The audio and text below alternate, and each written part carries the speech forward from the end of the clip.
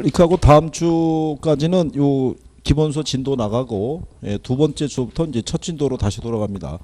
우리가 이제 지난 연휴 때 쉬었기 때문에 한 주가, 예, 그렇게 감안하시면 돼 있고, 감정평가 이론에서도 그 통상 6개에서 한 7개 정도 출제가 되고, 근데 그 안에서 그 선방식에 대한 것에 그렇게 너무 부담 안 가셔도 되고요. 원래 간평도 한 3번 정도 들으시면 간평도 할 건 없어요. 그게. 그 간평이 오히려 용어 정확하게만 하시면 정리하기 더 쉬워요. 거기가. 그래도 부담스러워 하시는 분들이 있으니까 힘든 걸 꼭 해달라고 얘기하는 건 아닌데, 맞출 수 있는 것만 정확하게 해주셔도 반타작 이상을 할 수 있어요. 간평에서도. 그러니까 버리면 여러분 손해예요. 간평을 버리면. 네? 네. 근데 이제 출제자들이 여러분들이 간평을 자꾸 버리니까 요즘은 전략을 바꿔서, 특히 작년 같은 경우에는 간평에서 계산 문제를 3개를 낸 거예요. 원가 비교 수익을 해가지고. 그러니까 차라리 계산을 글로 몰아버린 거예요. 10개 중에 3개가 글로 갔으니까 나머지 6개, 7개는 평균적으로 나온 거랑 똑같았다는 얘기죠. 그러니까 어차피 공부 안 한 쪽에서 나온 거니까. 그렇잖아요. 뭐 부담은 없으실 거예요. 그죠? 우리는 선택이 빠르잖아요. 한번 째려봐가지고 아니다 싶으면 바로 X하고 넘어가잖아요. 그죠? 예, 그러니까 선생님이 별표한 거랑은 관계없다는 얘기죠. 그래도 할 수 있는 것만 해도 돼요. 그죠? 그러니까 충분하게 6점 맞을 수 있다고 보시면 되겠고. 자, 이 부동산 관리의 내용이라고 있는데요. 여기 나와 있는 거는요, 내용적 분류 뭐 이렇게 보시면 되겠는데,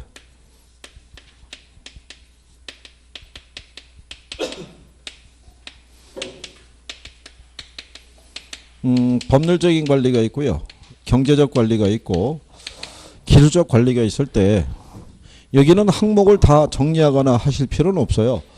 왜냐하면 법적인 관리에서 보면요, 권리 분석과 조정 뭐 이런 것도 있죠. 미등기 부동산에 대한 보존 등기라든가, 타인에 의한 불법 점유 부동산의 원상 회복이라든가, 공법상 규제 상태에서 최이호 이용할 수 있는 행정상 법률상 조치 나오면 누가 봐도 법률적 관리라는 거예요. 그러니까 여기서 단어로 쓸 수 있는 거는 계약 관리를 써요. 그러니까 계약 관리를 갖다가 경제적 관리하고 착각을 유도하게끔 써요. 그러니까 여기서 법률적 관리에는 무슨 관리가 들어간다는 거를, 계약 관리가 법률적 관리에 들어간다는 거를 구별을 하시면 되고, 옆에 가시면은 경제적 관리라고 돼 있죠. 네, 그러면 경제적 관리에서 보면 수지, 회계 관리 있잖아요. 임대료, 징수, 영업 경비에 지출한 현금 흐름 관리한다 이런 것도 있죠. 이건 누가 봐도 경제적 관리잖아요. 그러니까 이 경제적 관리에서는 여러분들에게 오답을 유도할 때는 이거밖에 없어요. 인력 관리가 무슨 관리에 들어간다는 거, 경제적 관리에 들어간다는 거. 그 다음에 기술적 관리가 들어가죠. 그러면 거기 건물의 기술적 관리를 보면 위생관리, 설비관리, 보안관리, 보존관리 이런 거 있잖아요. 이건 누가 봐도 기술적 관리란 말이에요. 그죠? 그러니까 여기서 여러분들에게서 문장으로 쓰는 거는 토지에 관한 경계 측량 같은 걸 실시하는 게 기술적 관리에 들어가는 거예요. 그러니까 소유권 경계에 관한 분쟁이 발생해서 법적인 다툼을 하는 게 아니라 소유권에 관한 경계를 구분하기 위해서 측량만 실시하는 것은 기술적 관리라는 거예요. 그러니까 그거 정도만 구별해 주시면 돼요. 여기를 가지고 뭐 문제화할 수 있는 요건은 많지 않다는 얘기죠. 그 다음에 이제 뒤로 넘어가셔서, 그러니까 뭐 박스 있고 뭐 이런 거 다 뭐 하실 필요는 없고, 그 다음에 거기 그 408페이지에 가면 중간에 대상 부동산의 유지 활동이라고 돼 있죠. 중간에. 이게 이제 여기 중간에 들어와 있는데, 이게 이제 뒤쪽에 있는 건데 앞으로 빼버려 가지고요. 그거는 그냥 간단하게 이렇게 정리하시면 돼요.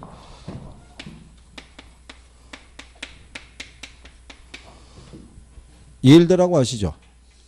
유명한 대학. 예? 예. 예방적, 일상적, 대응적이라는 거예요.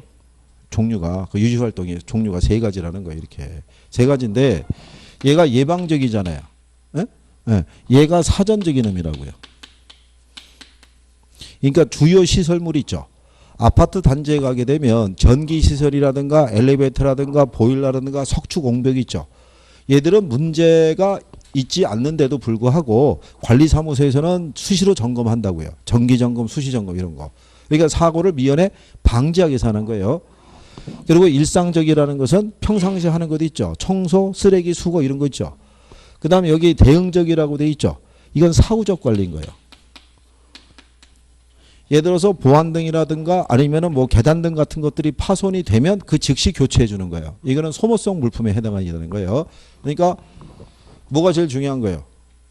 예방. 그러니까 사전적이라는 거예요. 제목대로. 예.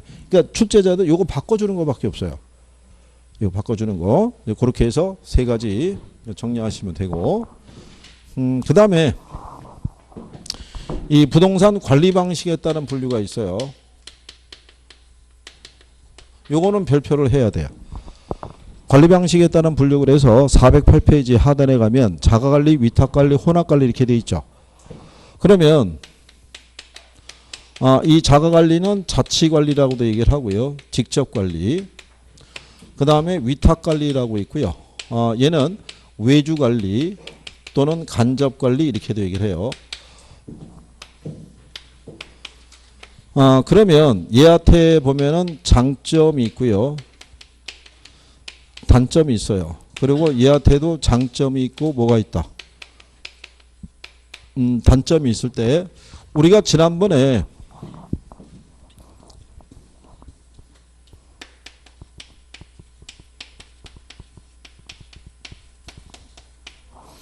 이 부동산에 대한 전체 종합적인 관리 있죠.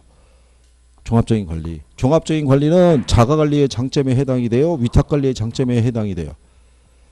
종합적인 관리를 할 수 있다는 것은 자가관리의 장점이 돼요. 위탁관리의 장점이 돼요. 종합적인 관리를 할 수 있다는 건 법률, 경제, 기술 이렇게 전체적인 부분에 대한 종합적인 관리를 할 수 있는 건 자가관리, 위탁관리 중에 어디의 장점? 예? 위탁을 빼고 얘기해 보세요. 어디? 여기라고 여기. 예? 자, 일단 뭐를 구별해야 되냐면 자가관리의 대상이 되는 부동산은 단독주택, 소규모 건물 얘기하는 거예요. 그러면 지금 여러분들이 살고 있는 저기 집 있죠? 집 관리 누가 하겠어요? 여러분이 할 거 아니에요, 소유자가. 예? 계약도 그 소유자가 했을 거 아니에요. 형광등 뭐 나가면 누가 바꿔주겠어요? 소유자가 바꿀 거 아니에요. 무슨 말인지 아시겠어요? 전체적인 종합관리를 소유자가 하는 거예요, 소유자가. 그게 가능한 이유는 단독주택, 소규모 건물이기 때문에 가능하다는 얘기예요. 이게 공동주택 아파트에 자가관리 이거 그 얘기하는 거 아닌 거예요. 무슨 말인지 아시겠네? 그러니까 얘가 장점이 무슨 관리가 가능해요? 종합적 관리가 가능한 거예요. 그죠? 얘는 다 관리를 시키는 게 아닌 거예요. 예를 들어서 이제 주거의 형태가 공동주택으로 커졌죠. 커지면 전유 부분은 내가 관리할 수 있어요. 근데 공용 부분도 내가 관리할 수 있는 건 아니잖아요. 그렇잖아요. 엘리베이터를 내가 뭐 알아서 관리할 수 있는 게 아니잖아요. 그런 거를 위탁을 해서 주겠다는 거예요. 그죠? 그러면 얘는 뭐가 강해요? 기밀유지가 잘 되죠. 그러면 생각해 보세요. 옛날에 우리 집에서 벌어진 일은 내가 밖에 나가서 얘기만 하면 아무도 몰라요. 그렇잖아요. 근데 옛날에 여러분 어렸을 때 집에 보게 되면 가정부도 있었고 운전기사도 있었죠. 그렇잖아요. 그 사람들이 들은 얘기를 밖에 나가서 떠들면 유지가 된다 안 된다? 안 되죠. 그러니까 위탁관리는 단점이 뭐가 안 되는 거예요. 이게 안 되는 거예요. 그러면 보시면 얘 장점이 얘 단점이 되는 거예요. 그렇잖아요. 이게 한쪽을 정리하면 나머지는 크로스로 정리가 되는 거예요. 무슨 말인지 아시겠나요? 얘는 단점 중에 하나가 뭐냐면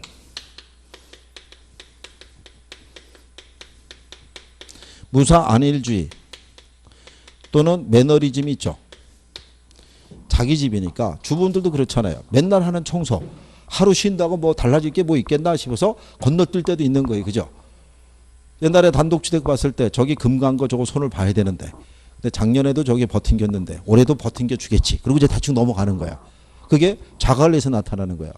근데 위탁관리는 계약을 체결해서 관리해 주는 거잖아요.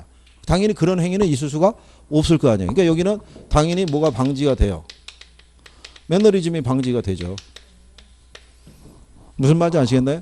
그러니까 얘는 전문성이 떨어지겠으나 얘는 전문적인 관리가 가능할 거고. 그렇잖아요.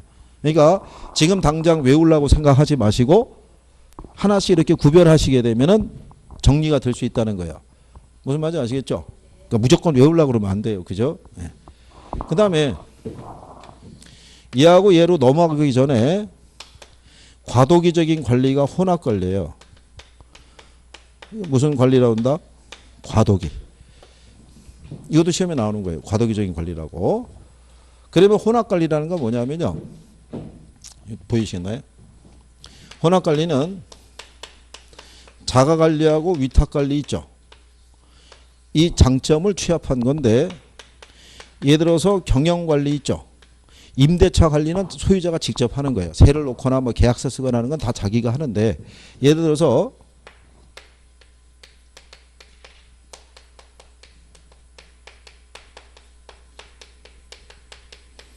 자, 건물에 대한 부분을 봤을 때 건물의 규모가 크지 않으면요. 경비가 쓰는 경우가 없어요. 그죠? 건물이 한 2, 3층 규모면은 경비를 굳이 세울 이유가 없잖아요. 그런데 청소는 자기가 하기 힘들어요. 그 요거는 따로 용역계약을 체결해서 청소 관리는 따로 맡길 수 있겠죠. 엘리베이터는 자기가 잘 몰라요. 그러니까 1년에 한 번씩 엘리베이터 점검은 또 외주를 주는 경우도 있을 거 아니에요. 그러니까 필요한 부분만 선별해서 관리를 맡기는 거예요. 무슨 말인지 아시겠어요? 그러니까 이 두 가지가 결합된 거를 무슨 관리를 한다? 혼합관리라고 얘기를 해요. 이렇게. 근데 이 혼합관리라는 거는 잘만 활용을 하면 자관리하고 위탁관리의 장점만을 취합한 거니까 효율적인 관리가 될 수 있는데 문제가 발생하면 책임 소재가 불분명해져요.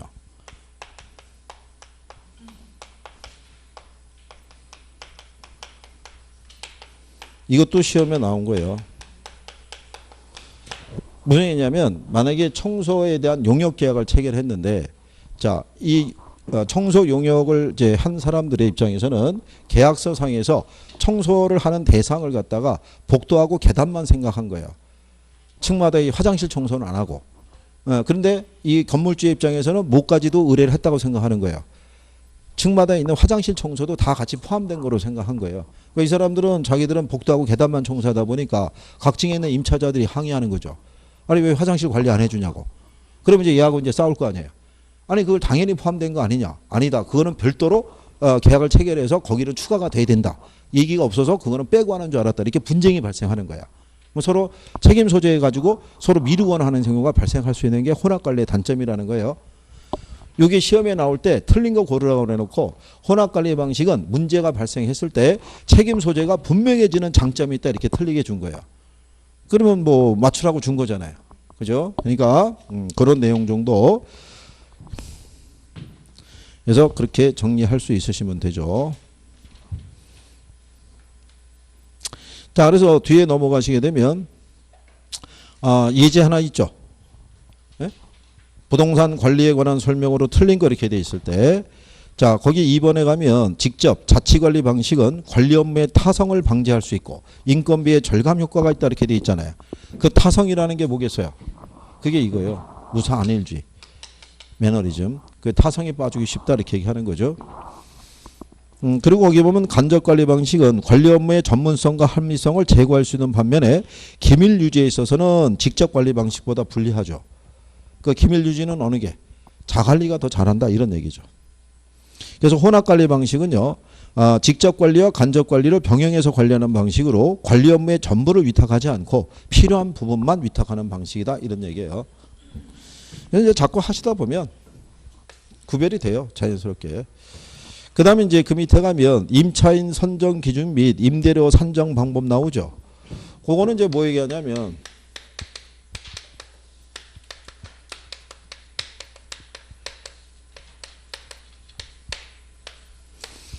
여기에 대한 내용들은요. 일본의 빌딩 관리에 해당하는 것들을 이제 소개가 되어 있는 거고, 요거는 미국의 부동산 관리 회사가 하는 이제 관리 활동에 대해서 이제 소개가 되어 있는 거예요.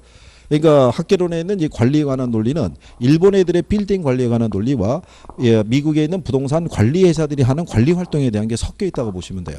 이게 그래서 아까 그 유지 활동도 원래는 여기 들어와 있어야 되는데 앞으로 빼버려 가지고 그냥 설명한 거예요. 그래서 이 관리 회사에서 제일 중시하는 거는 임대차 활동이에요. 일단 자기가 관리하는 건물에 대한 임대 수익이 꾸준히 나와야 될 거 아니에요. 그죠? 네, 그래서 임대차 활동을 할 때 기본적으로 뭐를 선정을 하냐면 임차자를 선정하는 기준이 있어요.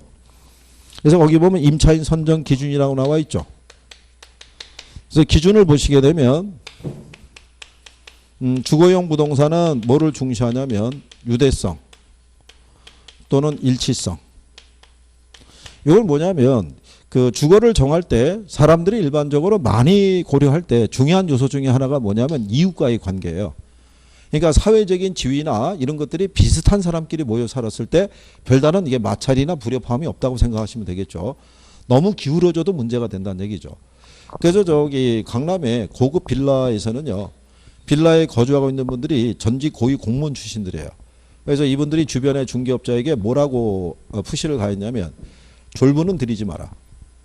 대화가 안 된다는 얘기죠. 이게. 그래서 그거를 옵션으로 내가는 지역도 있어요. 그리고 이제 서울에 가면 성북동 같은 지역이 있으면 거기에 부촌이에요. 근데 거기서도 집이 매물로 나올 때 그때 아마 저기 젊은 벤처 사업가가 아마 그 집을 그 계약을 하려고 접근을 하니까 그 동네 사람들이 돈 모아서 그 집 사버렸어요. 못 들어오게. 우리나라가 의외로 그게 강해요. 우리나라가 이 같은 이 계층이 분리하는 것 있죠. 그게 엄청 강하다고 생각하시면 돼요. 왜 그때 그랬잖아요. 아파트 단지, 여기 민영, 여기 임대. 그럼 얘네가 여기다 담장 이렇게 설치하잖아요. 차별을 두기 위해서 이렇게. 그래서 뭐 어떻게 하겠어요? 다 뭐 그런 거죠. 그래서 자 어쨌든 그래서 주거용은 이게 중요해요. 유대성이. 그 다음에 사무실이라든가요. 공업용 부동산은 적합성을 중시해요. 건물의 성격과 맞아야 돼요. 이렇게 학원이라든 여기 보면 이 건물에도 교육적인 시설이 여러 개가 있는 걸로 알고 있어요. 근데 1층에 만약에 공업사가 들어왔다 생각해 보세요. 하루 종일 갈아댈 거 아니에요. 그렇죠? 제가 예전에 그때 한번 말씀드렸네요. 제가 예전에 강의하던 학원은 2층에 있었는데 여기 학원이고 여기 단란주점이었어요. 같은 층에. 아 진짜요. 단란주점이었어요. 그래가지고 오전은 괜찮았어요. 걔들이 영업을 안 하니까. 저녁만 되면 어디선가 은은한 카페 음악이 들리기 시작하는 거야. 그럼 학생들이 공부를 하는 게 아니라 그 리듬에 몸을 맡기는 거야. 근데 문제가 뭐냐면 여기 우리 화장실 가면 저 엘리베이터 쪽으로 가야 되잖아요. 그 화장실 가려고 그러면 단란주점 앞을 지나가야 돼요. 근데 그 엘리베이터 앞에 그 미라블인가 이게 도는 거예요. 이렇게 쭉. 그래가지고 수강생 두 분이 중간에 실종된 적이 있어요. 화장실 갔다 나오다가 얼떨결에 끌려 들어갔대요. 글로. 잠깐 뭐 구경하시죠? 모르겠는데 앉자마자 갑자기 맥주가 나오고 뭐 이러더니 1시간 뒤에 뭘 갖고 들어오시는 거예요. 그게 그때 애로사항 많았었어요. 그거. 그러니까 이런 게 들어오면 안 된다는 얘기죠. 서로의 기능에 도움이 안 될 거 아니에요. 그죠? 그러니까 그런 거 봐야 돼요. 그 다음에 매장용 부동산은 이게 중요해요. 매상고가. 수익성 부동산은 매출이 발생해야 임대료를 제때 잘 낼 거 아니에요. 그러니까 건물주도 무슨 업종인지를 꼼꼼히 따져가지고 임차를 드린다고 보시면 돼요. 1층은 그 건물의 랜드마크 역할을 해주는 거예요. 1층이. 이 공간이 죽으면 전체적으로 타격이 커요. 이거. 그래서 그 다음에 이제 임대차 계약을 체결하게 되면요.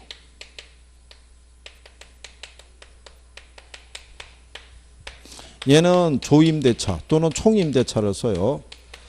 그러니까 소유주에게 보증금 맡기면 소유자가 그 집에 발생하는 뭐 보험이나 세금이나 이런 건 다 소유자가 부담하는 식으로 계약을 체결하는 방식이고, 여기 공업용 부동산은 순임대차 써요.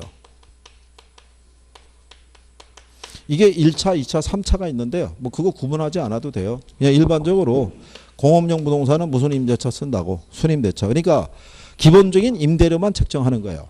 나머지 부수적으로 발생하는 비용은 그 공장의 성격에 따라 별도로 협상을 해야 돼요. 얘가 만약에 인화성 물질을 생산하는 공장 같으면 화재보험에 필수적으로 가입을 해야 돼요. 책임의 범위도 상당히 커야 돼요. 그게 나중에 중요한 게 뭐냐면요. 공장이 이렇게 있었어요. 그러니까 당연히 여기 화재보험에 가입을 했었는데 책임 소재가 자기에만 국한이 됐던 거예요. 근데 이게 실제로 화재가 난 거예요. 그래가지고 얘가 전소가 돼서 없어지고 이 불이 옆의 공장으로 넘어가서 이게 반소가 된 거예요. 반이.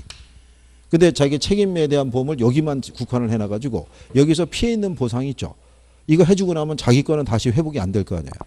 예, 그래가지고 타격이 컸던 적도 있어요. 그러니까 책임의 소재에 따라서 보험료의 크기도 틀릴 거 아니에요.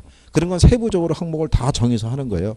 예, 그냥 그렇게 생각하시면 되고, 매장용 부동산은 비율임대차 써요. 이건 실질적으로 써요.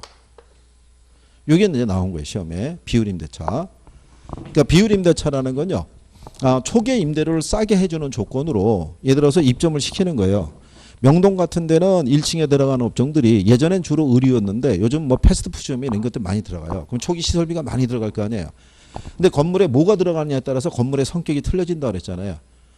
여기 만약에 그 유명한 데서 뭐 커피 전문점 이런 거 들어오게 되면 사람들이 그 커피를 전문점을 이용해서 사람이 많이 들어오고 건물의 인주도 많이 높아지겠죠. 그래서 초기에 이런 거 쓰는 거예요. 초기 임대료 싸게 해주는 거죠. 그러면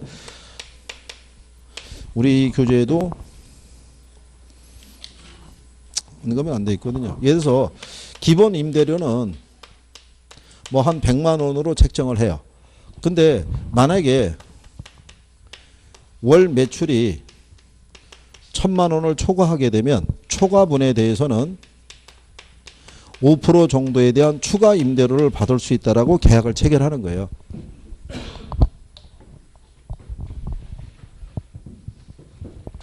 자, 그랬을 때 어느 달인가 만약에 2월 달에 이 점포의 매출이 2천만 원이 됐어요. 그러면 얼마를 초과한 거예요?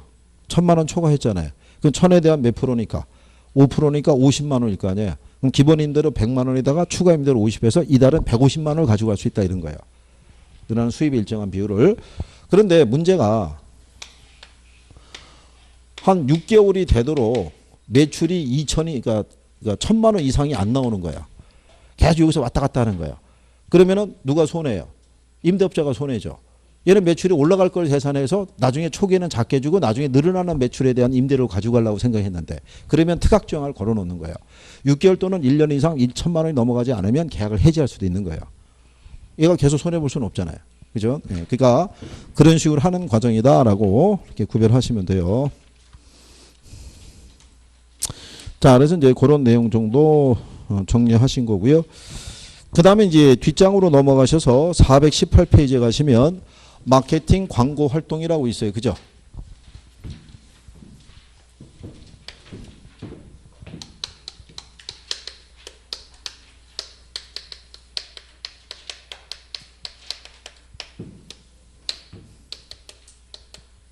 마케팅이라는 거는요, 기업에서 제품을 기획 생산을 해서 소비자, 고객이라고 그러죠.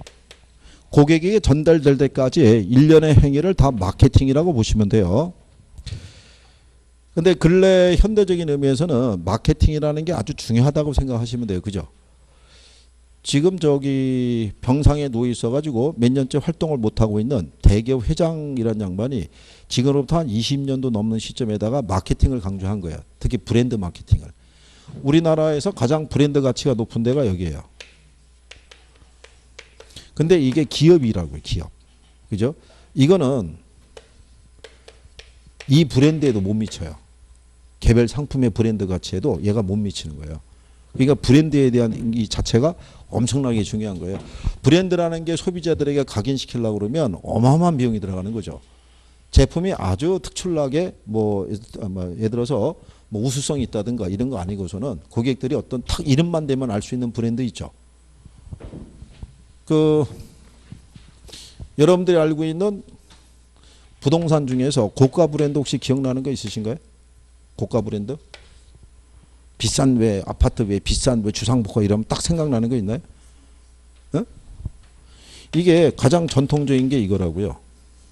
타워 땡땡땡 뭐 이런 애들 있죠. S라는 기업이 한 거. 그렇잖아요. 근데 실상은 얘보다도 더 비싸게 분양된 애들이 있어요, 없어요? 있어요. 근데 요즘은 비싸게 분양된 애들에 대한 예를 들어서 G4래 뭐 이런 애들도 있어요. 저희 성수동 이런 데 가게 되면 얘보다 분양가 더 비싸요. 근데 이제 요즘 짓는 애들은 이름이 외우기 힘들잖아요.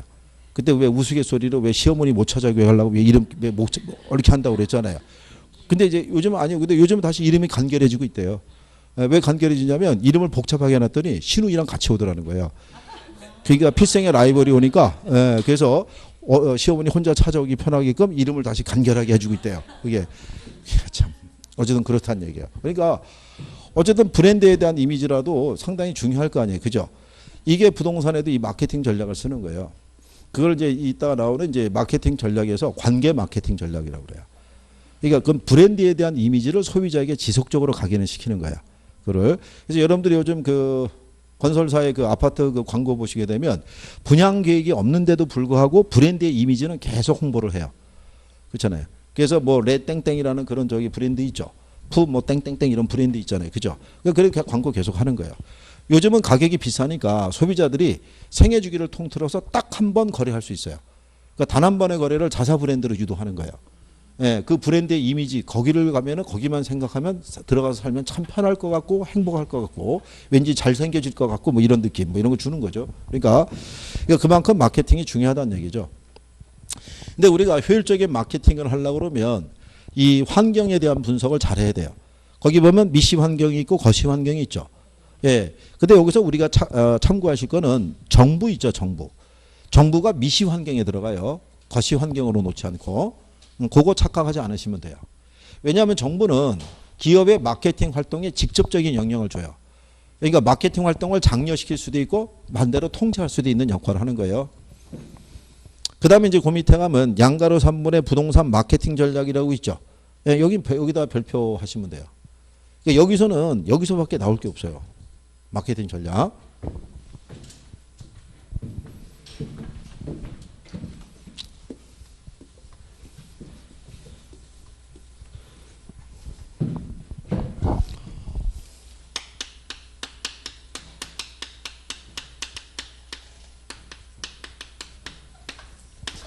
마케팅 전략을 가면요.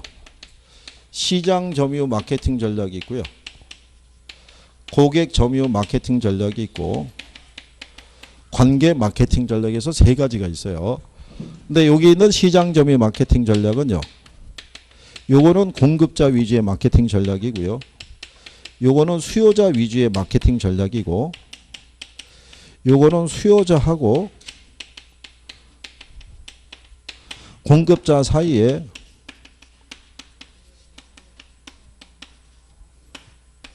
지속적인 상호 관계를 유지시키는 데 초점이 있는 게 그게 관계 마케팅 전략이에요.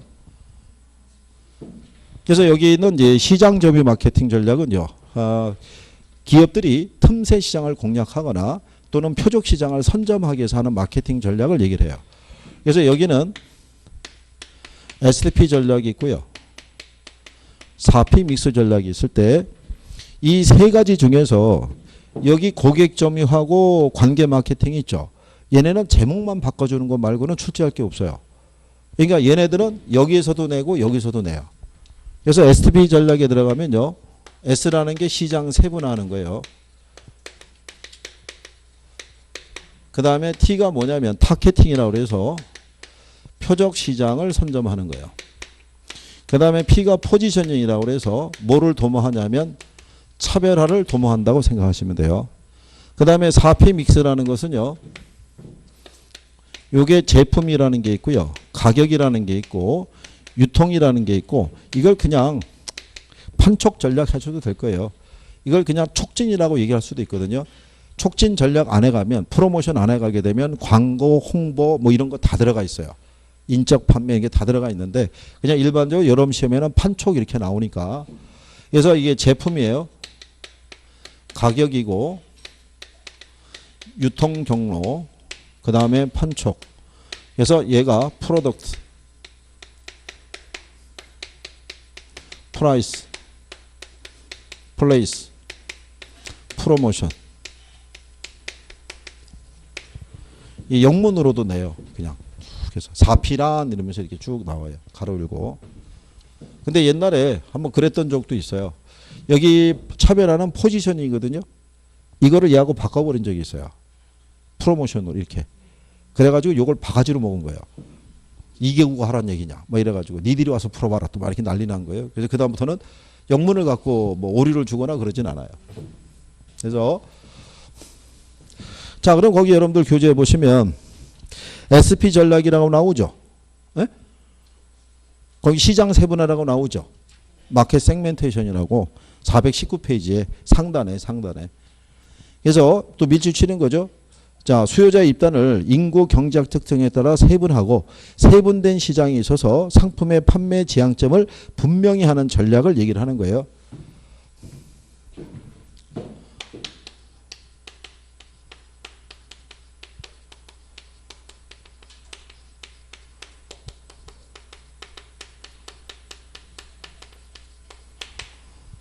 그러니까 성별로 하면은 남자하고 여자가 있을 거고요.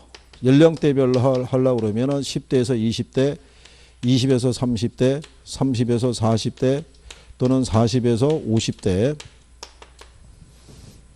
요즘은 아마 저기 기업들에서 마케팅 할 때요. 중장년층을 위한 뭐 이런 식으로 해가지고 구분을 잘 안 하려고 그럴 거예요. 왜냐하면 지금 고령화 시대가 되다 보니까 무슨 생각이 드냐면 옛날 같으면은 한 60대 이렇게 들어가시면은 정년퇴직해서 할아버지 할머니 이런 소리를 많이 들었던 시기인데 요즘은 그게 아니란 얘기죠. 100세 시대니까 지금은 60세라는 것은 옛날 같으면 한 40대 50대 해당하는 기분이란 얘기죠. 그렇기 때문에 마케팅 할 때도 이렇게 실버 이런 표현은 잘 안 쓴다는 얘기죠. 그래서 뭐 이런 식으로 만약 연령을 구별하고 소득 수준도 상이 있고 중이 있고 하가 있으면 이 안에 또 세분될 수 있겠죠. 이렇게 나누는 게 이제 인구 경제학 특성에 따라서 세분한다는 얘기예요. 이렇게. 그래서 이게 시장 수요층을 이렇게 세분하고 난 다음에 요 중에서 내가 생산하는 제품이 있죠. 제품을 가지고 가장 자신 있게 그죠? 접근할 수 있는 수요자 집단을 찾는 것을 우리가 표적 시장 전략이라고 그래요. 그러니까 그 밑에 가면은 표적 시장이라고 돼 있죠. 세분된 시장에서 자신의 상품과 일치되는 수요 집단을 확인하거나 선정된 표적 집단으로부터 신상품을 기획하는 것을 말한다고 그래요. 그러고 난 다음에 이제 끝으로 나오는 게 제품 차별화라는 거예요. 동일한 표적 시장을 갖는 다양한 공급 경쟁자들 사이에서 자신의 상품을 어디에 위치시킬 것이냐, 즉 소비자에게 어떤 이미지로 각인시킬 것이냐는 것 있죠. 그게 차별화 전략이라고 보시면 돼요. 차별화 전략을 간단하게 설명해 드리면 옛날에 우리나라에 보면요. L이라는 전자가 이 시장 점유율 1위였었어요. 그죠? 근데 어느 때인가 S라는 전자가 시장 점유율 1위를 탈환했었어요. 얘네가 탈환했던 이유가 뭐냐면 이걸 강화시킨 거예요. AS를. 전국에 AS 이 대리점을 갖다 쫙 풀어버린 거예요. 그러니까 제품을 사면은 가전은 고장이 좀 날 수 있잖아요. 근데 이거를 갖다 AS를 받으려고 그랬을 때 얘는 권역별로 있다 그러면 얘는 지점별로 다 있는 거예요. 그러니까 얘네가 훨씬 편하잖아요. 그럼 얘네는 똑같이 TV, 냉장고, 세탁기를 다 공동의 목표로 하고 있잖아요. 그죠? 그런데 소비자가 딱 구매를 할 때 무슨 생각이 떠오르겠어요? 아, AS는 얘가 강하지. 그러면 같은 제품 비슷하면 얘를 선택을 한다고요. 그게 소비자들에게 각인이 되는 그런 게 차별화 전략이라고 보시면 돼요. 동일한 표적성을 갖는 예를 들어서 경쟁자들 사이에서 자신의 상품을 어떻게 위치를 시킬 거냐 이거예요. 그죠? 그래서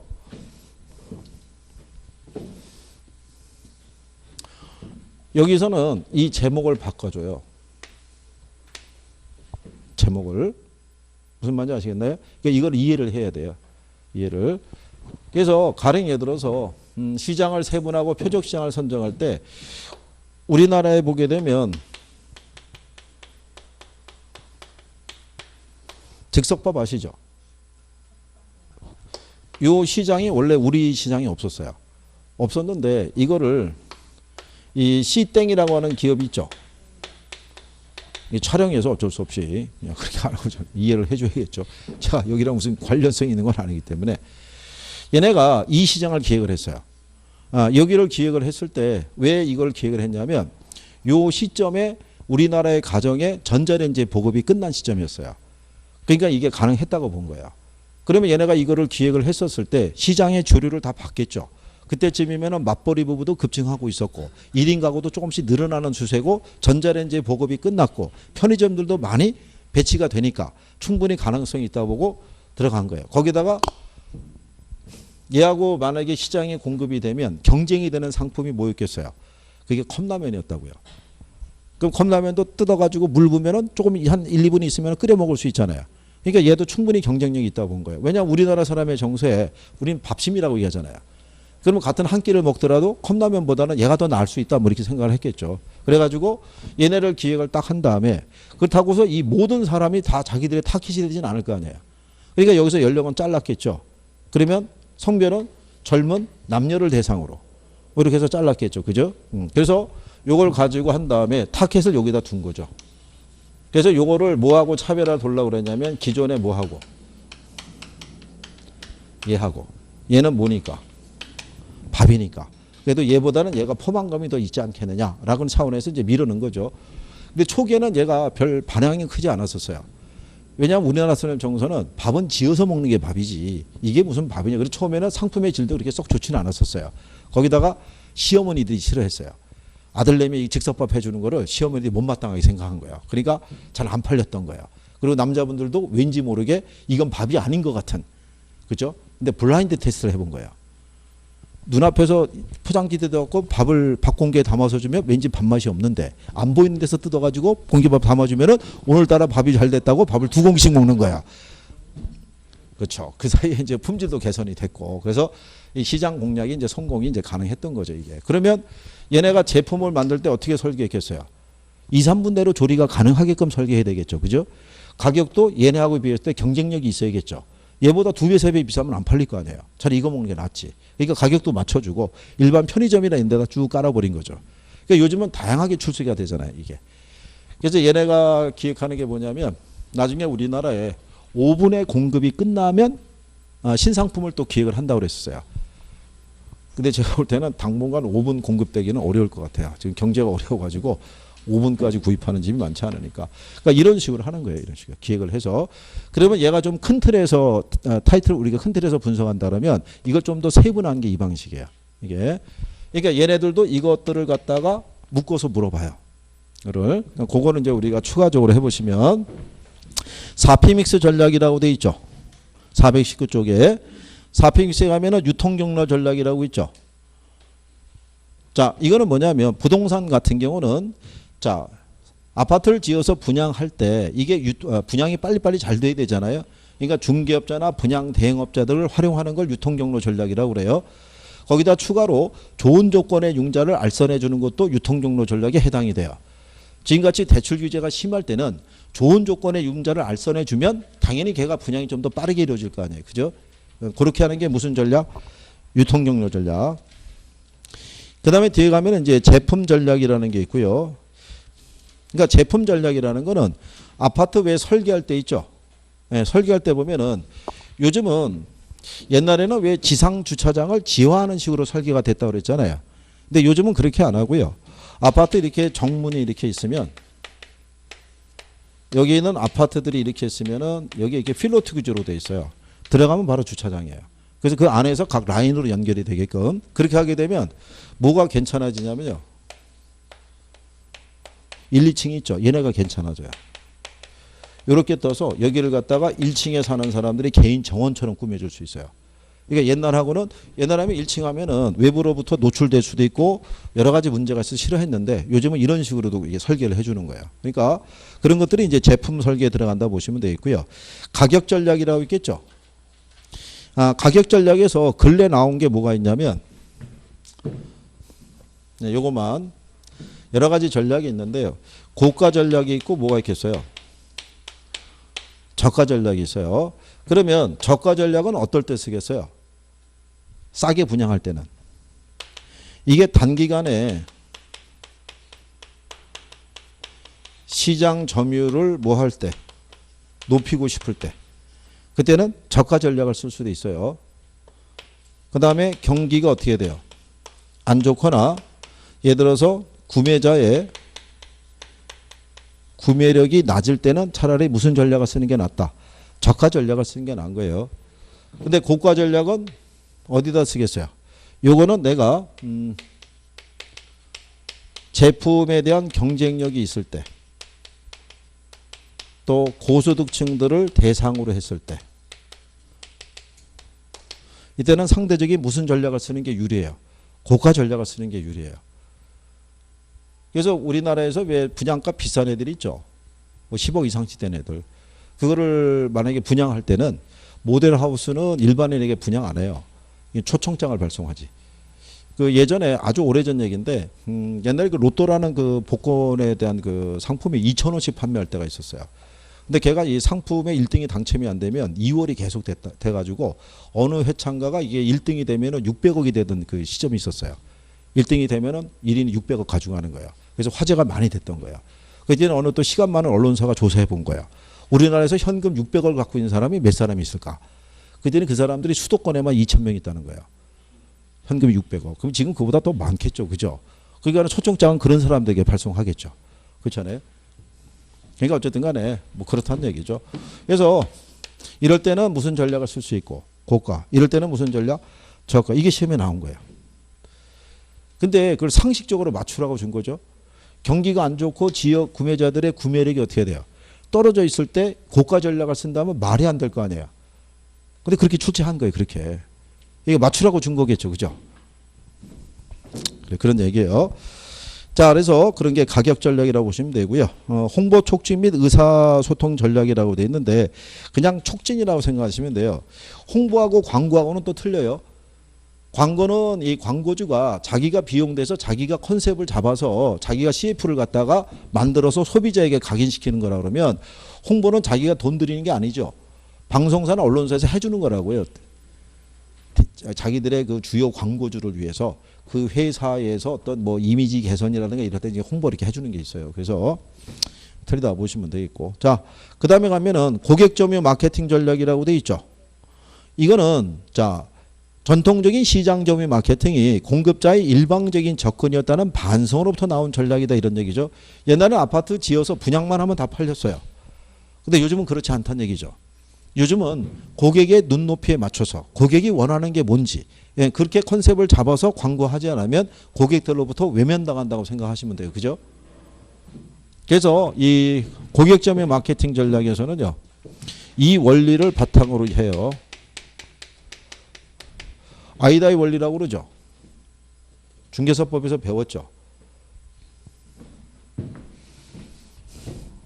자, 옆에 421페이지에 가면 맨 상단에 거기 하면은 예제 5번에 가면 아이다는 이렇게 나오죠.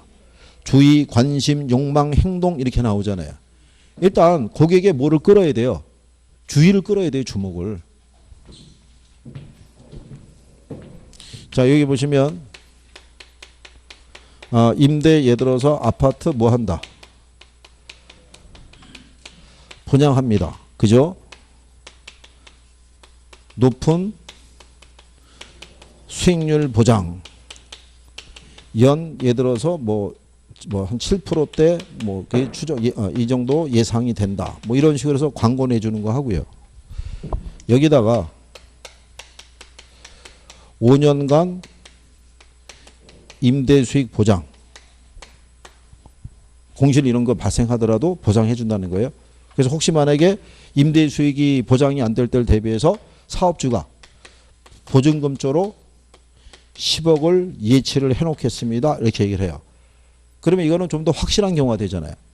그러면 이제 정년퇴직해서 퇴직금을 갖다 은행에 넣어놓고 있는 양반들의 입장에서는 그대로 시간이 흐르면 돈을 까먹을 것 같고 그다음 그 돈 빼고 주식에 투자하니 주식을 잘 모르고 부동산에 투자해서 임대 수익을 좀 나오면은 해볼 만도 할 것 같은데 이게 보장이 안 되잖아요. 근데 광고가 나오는 거예요. 보장이라고. 임대 수익 여기는 이렇게 나올 수 있다. 여기 투자하면 이 정도의 수익률은 기대할 수 있다라고 주는 거고 하고 이거를 뭐 해준다는 거예요. 보장해 준다는 거예요. 5년간은. 그러니까는 공실이 임대가 안 나가게 되면 임대가 안 나가면 공실이 발생해서 임대 수익이 안 나올 거 아니에요. 그걸 사업주가 뭐를 예치해 놓고 돈을 예치해 갖고 이 돈에서 지급하겠다는 거예요. 실제로 이렇게 광고했어요. 해가지고 이게 완판을 했어요. 완판한 다음에 계약대로 이행이 안 된 것뿐이죠. 그래서 결국 이제 소송 붙은 거죠 이게. 그래가지고 그러니까 이런 식으로 소비자에 대한 뭐를 소비자가 가장 관심 있어 하는 게 뭔지를 갖다 캐치해서 그거를 마케팅에 내세우는 거예요. 이거를 그러면 사람이 그 문구에 대해서 뭐를 갖겠어요? 흥미를 가질 거 아니에요. 그러고 난 다음에 이제 텔레마케터가 됐든 본인이 가서 확인했든 간에 설명을 또 쭉 들으면 얘는 한번 진짜 분양해 볼 만한 가치가 있겠네. 그래서 욕망이 생기면 결정을 내리죠. 그래서 이게 결정을 내릴 때도 마지막에 이 결정 내릴 때가 중요해요. 이제 여러분들이 보시면 왜 시어머니보다 말리는 시누이가 더 밉다고 그러죠. 그러니까 이게 그 계약을 체결하는 입장에서 누가 같이 오면 별로 안 좋은 거예요. 네, 같이 와서 그 사람은 계약을 하려고 그러는데 꼭 옆에서 초를 쳐요. 야, 나 같으면 한 며칠 더 생각해 보겠다. 야, 여기 말고 딴 데도 괜찮은데 있다더라. 이렇게 초를 치면은 힘들잖아요. 그러니까 걔를 딴 데로 유인해야 돼요. 같이 오신 분은 이쪽에 우리가 준비한 경품이 있습니다. 그래서 쭉 데리고 가야 돼요. 그죠? 그래서 그쪽으로 가서 뿅망치로 기절을 시켜놓고 저쪽에서 사인을 하게끔 해야 되는 거야. 그러니까 어쨌든 간에 그렇게 해야지만 할 수 있다 이런 얘기죠. 자, 그런 거고요.